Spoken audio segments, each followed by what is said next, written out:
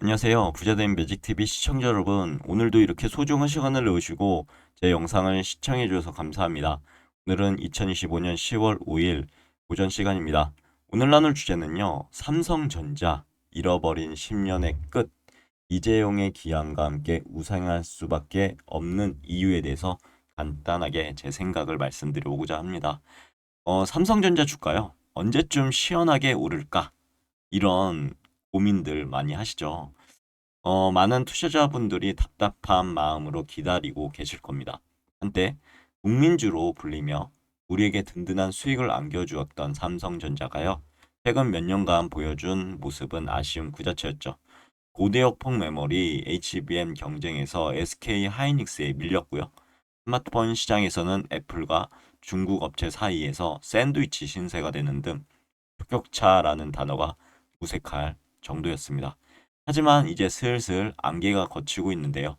지난 7월 이재용 삼성전자 회장이 대법원에서 최종 무죄 판결을 받으며 욕세처럼 그를 올가매던 사법 리스크가 완전히 사라졌습니다.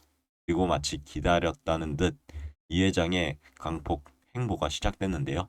테슬라와의 23조 원 역대급 계약, 애플과의 차세대 칩 생산, 샌 올트먼 오픈 AI CEO와 회동까지 숨가쁘게 돌아가는 최근의 상황들은 단순한 해프닝이 아닙니다.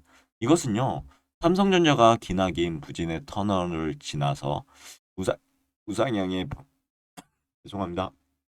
우상향의 변곡점을 맞이했음을 알리는 강력한 신호탄이라고 저는 생각하고 있습니다.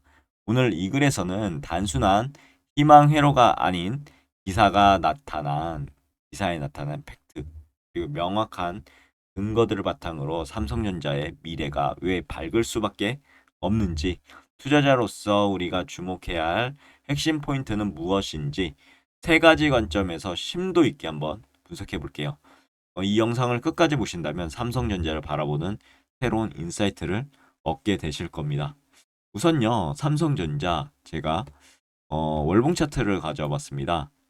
월봉 차트 보시면 이때 ABC 조정을 받고요. 쭉 떨어졌죠. 하지만 좋은 양봉이 여기에서 맨 저점에서 나왔습니다. 직전 음봉을 다져오는 양봉, 그리고 나서 조정을 받고 올라가죠. 이 전고점을 뚫을 때 이때가 이제 매수 포지션이 되는 거죠. 그리고 나서 올라갑니다. 도지가 나왔고요. 그리고 또 이때도 하나의 매수 타점이 됩니다. 그리고 올라갔죠.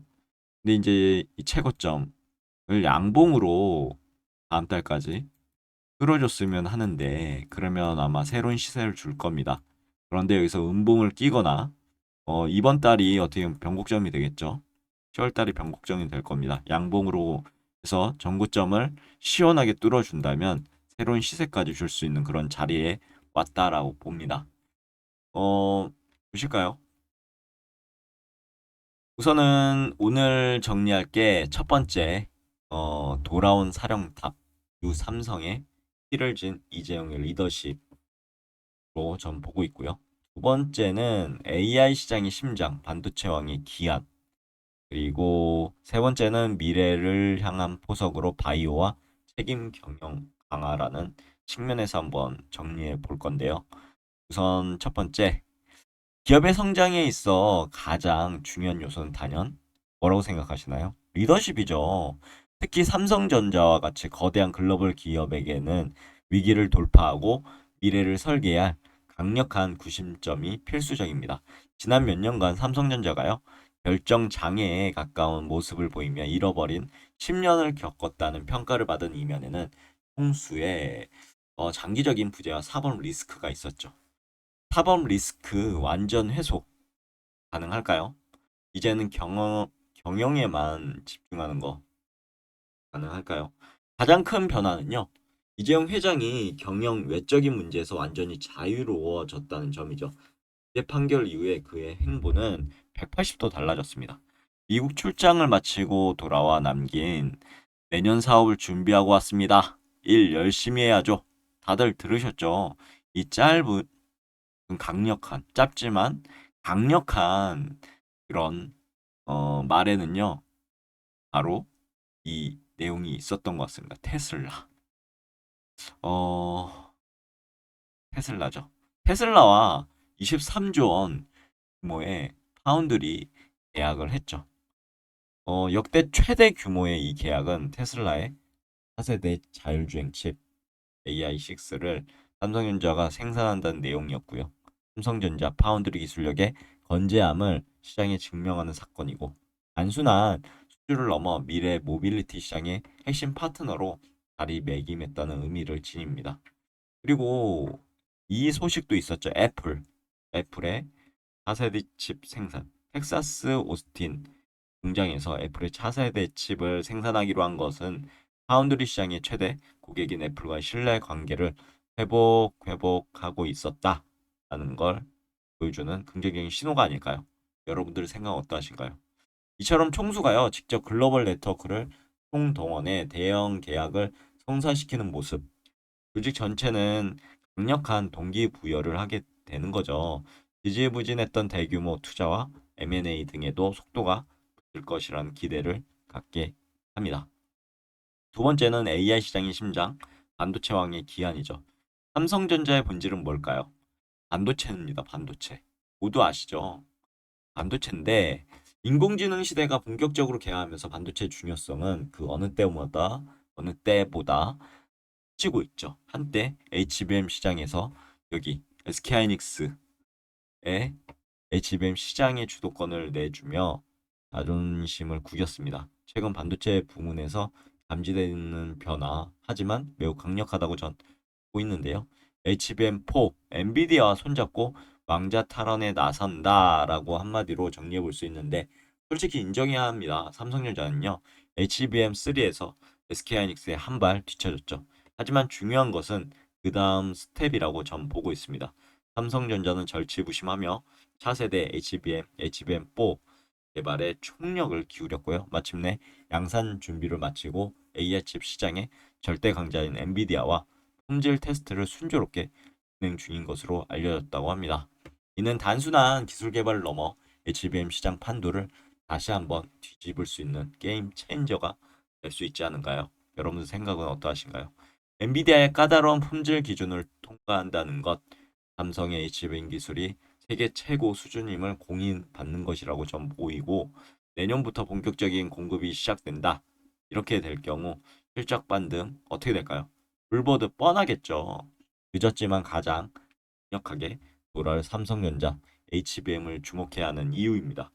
그리고 한 가지 빅 뉴스가 터졌죠. 오픈 AI야 어떻게 보면 동맹, 물론 SK와 같이 하는 그런 상황입니다. AI 인프라 핵심으로 부상한 건데요. 이재용 회장은 샘 올트먼 오픈 AI CEO를 만나 AI 반도체 공급 및 데이터 센터 건설 협력을 논의했고, 이는 단순히 챗GPT를 만드는 회사에 메모리로 공급하는 차원의 이야기가 아니라고 봅니다. 오픈 AI가 추진하는 초거대 AI 인프라 프로젝트 스타게이트에 삼성이 핵심 파트너로 참여한다는 것을 의미하고요. 결과적으로 AI 시대 단순히 똑똑한 칩 하나로 완성되지 않겠죠. 방대한 데이터를 처리할 메모리 반도체, 연산을 수행할 파운드리, 그리고 이 모든 것을 담아낸 데이터 센터 인프라까지 모든 것이 삼성전자가 다 갖춘 부분이라고 좀 보고 있습니다. 삼성전자는 이 모든 것을 수직 계열화할 수 있는 세계 유일의 기업이죠. 이번 협력은요, 삼성전자가 AI 시대의 단순한 공급자를 넘어서서 AI 생태계 심장을 구축하는 핵심 플레이어로 자리매김하는 결정적인 계기가 될 것으로 보이고 있기 때문에 전 투자하고 있습니다. 그리고 미래를 향한 포석이죠. 바이오와 책임 경영을 강화하고 있습니다. 보시면요,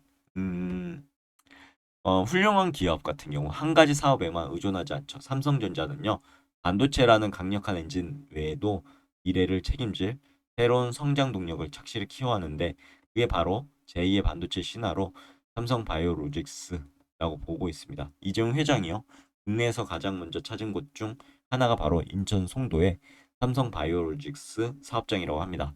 포스트 반도체로 직접 점 찍었고 바이오를요. 그리고 삼성 바이오로직스는 이미 지난해 국내 제약 바이오 업계 최초로 연결 매출 4조 원을 돌파하며 그 가능성을 입증했죠.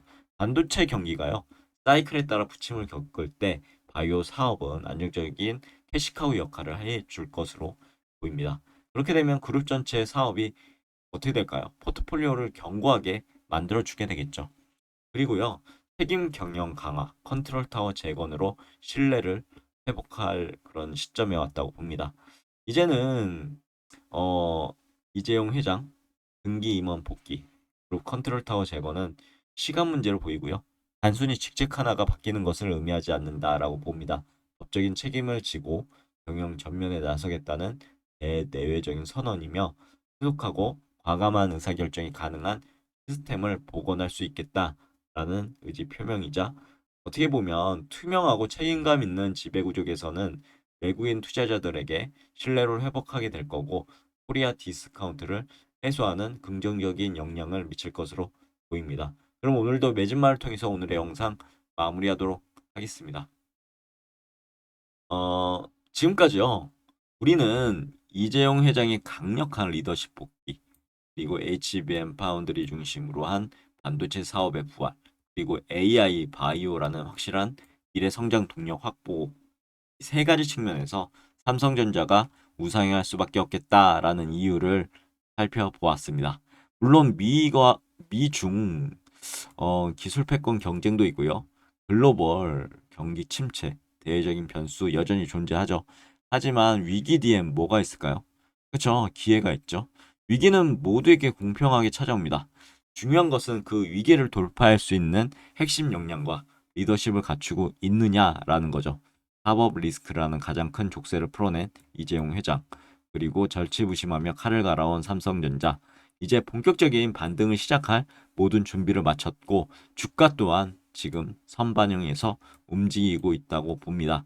잃어버린 10년 마침표를 이제 찍어야 될 때가 왔고요. 유삼성으로 위대한 여정을 시작하는 삼성전자. 여러분들 어떻게 생각하시나요? 저는 그래서 이 삼성전자의 미래를 보고 투자하고 있습니다. 하지만 제 말이 모두 맞다라고 말씀드리는 부분이 아니란 점. 그리고 해당 영상은요, 추천이 아니고요. 모든 투자의 책임은 본인에게 있다라고 해서 이 영상을 보시는 여러분께서 한번 직접 공부해 보셨으면 좋겠습니다. 제 말만 믿지 마시고요. 각자가 한번 공부해 보시고 각자의 그 신중한 판단 속에서 확신이 드셨을 때만 투자하셨으면 좋겠습니다. 오늘 내용 여기까지고요. 내일도 도전 컨텐츠로 찾아뵐 수 있도록 열심히 노력해 보도록 하겠습니다. 감사합니다.